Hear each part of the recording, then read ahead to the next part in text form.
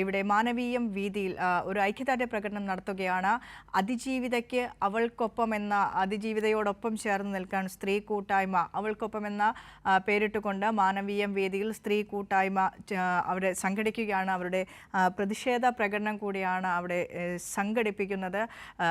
നീതി തേടിയുള്ള അവളുടെ വഴിയിൽ ഒപ്പം അവൾ ഒറ്റയ്ക്ക് ആയി പോകരുത്, ഒറ്റപ്പെട്ടു പോകരുത് എന്നുള്ള അവളുടെ സഹപ്രവർത്തകരുടെ അല്ലെങ്കിൽ സഹജീവികളുടെ അവളോടുള്ള സ്നേഹം കൂടെയാണ് മാനവീയം വീഥിയിൽ നിന്ന് സ്ത്രീകൾ പ്രകടിപ്പിക്കുന്നത്.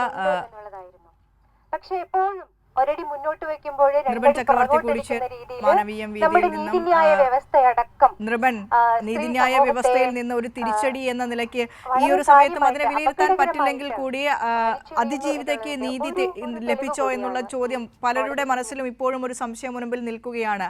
അപ്പോൾ ഈ ഒരു ഘട്ടത്തിൽ അവൾക്കൊപ്പം ചേർന്ന് നിൽക്കുക എന്നുള്ളത് മാത്രമാണ്. പൊതുസമൂഹത്തോട് പറഞ്ഞ ചില കാര്യങ്ങളുണ്ട്. കൊട്ടേഷൻ റേപ്പിന് സമാനം പ്രൊസീഡിംഗ്സിന്റെ പലപ്പോഴും തലകറങ്ങി വീഴുന്ന തരത്തിൽ തളർന്നു സ്ത്രീ കൂട്ടായ്മയാണ് അവൾക്കൊപ്പം എന്ന ഹാഷ്ടാഗിൽ അതിജീവിതയ്ക്കൊപ്പം ചേർന്ന് നിൽക്കുന്ന മനുഷ്യന്മാരാണ് അവൾക്ക് വേണ്ടി അവൾക്കൊപ്പം എന്ന ബാനർ ഉയർത്തി മാനവീയം വീതിയിൽ സാംസ്കാരിക കൂട്ടായ്മയുടെ നേതൃത്വത്തിൽ ഐക്യദാർഢ്യ പ്രഖ്യാപനം കൂടിയാണ്.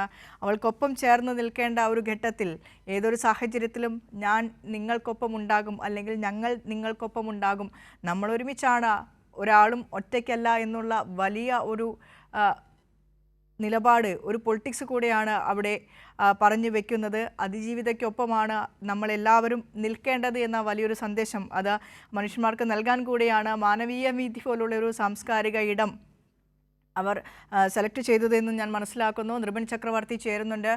നിർബൻ, അവൾക്കൊപ്പം ചേർന്ന് നിൽക്കുക എന്നുള്ളത് മാത്രമാണ് ഈ സാഹചര്യത്തിൽ ചെയ്യാനുള്ളത്. അത് ചെയ്യുകയാണ് അവളുടെ മനുഷ്യന്മാർ. ബന്ധപ്പെട്ട വലിയ വിവാദമായ കേസിൽ ഇരയ്ക്ക് പ്രത്യേകിച്ച് അതിജീവിതയ്ക്ക് നീതി കിട്ടിയില്ല എന്ന വസ്തുതാപരമായ പ്രതിഷേധമാണ് വിവിധ ഭാഗങ്ങളിൽ നിന്ന് സമൂഹത്തിൽ ഉയരുന്നത്.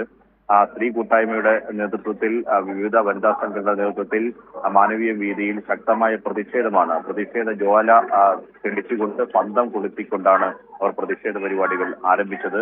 ആർ പാർവതി ദേവി, മനുഷ്യാവകാശ പ്രവർത്തകരായിട്ടുള്ള വിവിധ സന്നദ്ധ സംഘടനകളുടെയും സാംസ്കാരിക സംഘടനകളുടെയും നേതാക്കൾ, എഴുത്തുകാരിയായിട്ടുള്ള CS സുജാത, ഒപ്പം തന്നെ സൂസൻ ജോർജ്, അങ്ങനെയുള്ള വിവിധ മേഖലകളിൽ സ്ത്രീ വിഷയങ്ങളുമായി ബന്ധപ്പെട്ടും സാംസ്കാരിക രംഗത്തും പ്രവർത്തിക്കുന്ന ഒരു വലിയ നിരയാണ് ശക്തമായ പ്രതിഷേധം രേഖപ്പെടുത്തുന്നത്. ആ പാർവതി ദേവി തന്നെ മുഖവിരയായി പറഞ്ഞത് ഇരയ്ക്ക് അതിജീവിതയ്ക്ക് നീതി ലഭിച്ചില്ല എന്ന് മാത്രമല്ല, അത് ഈ കാര്യത്തിൽ ദിലീപ് കുറ്റവിമുക്തനായി എന്ന തരത്തിൽ വ്യാപകമായ പ്രൊപ്പഗണ്ട നിശ്ചയിക്കുകയും സോഷ്യൽ മീഡിയയിൽ സജീവമായി അത്തരത്തിലുള്ള പ്രചരണങ്ങൾ നടക്കുകയും ചെയ്യുന്നു.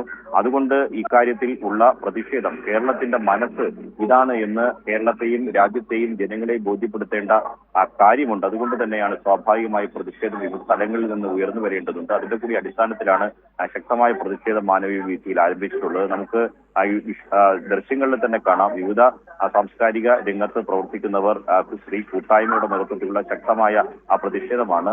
CS ചന്ദ്രികയാണ് ഇപ്പോൾ സംസാരിച്ചുകൊണ്ടിരിക്കുന്ന എഴുത്തുകാരിയായിട്ടുള്ള അവരടക്കം നേരത്തെ ശക്തമായ നിലപാട് ഇക്കാര്യത്തിൽ പരസ്യമായി എടുത്തവരാണ്. അതുകൊണ്ട് ഈ രംഗത്ത്, സ്ത്രീ രംഗത്ത്, വനിതാ രംഗത്ത് പ്രവർത്തിക്കുന്നവരെ സംബന്ധിച്ചിടത്തോളം ഇത് വലിയ തരത്തിലുള്ള തിരിച്ചടിയാണ് ഈ കോടതി വിധിയിൽ നിന്ന് ഉണ്ടായിട്ടുള്ളത്. അതിനെ വലിയ തരത്തിൽ ഒരു പ്രൊപ്പഗണ്ടയായി സാമൂഹ്യ മാധ്യമങ്ങളിലടക്കം പൂർണ്ണമായി ഇരയെ, അതിജീവിതയെ അധിക്ഷേപിക്കുന്ന തരത്തിലുള്ള വലിയ തരത്തിലുള്ള മോശം പരാമർശം തുടർന്നുകൊണ്ടേയിരിക്കുന്നു. ഇതിനെതിരെയുള്ള വലിയ തരത്തിലുള്ള ചെറുത്തുനിൽപ്പാണ് ഈ കൂട്ടായ്മ എന്നാണ് ഇതിന്റെ കൂട്ടായ്മയ്ക്ക് നേതൃത്വം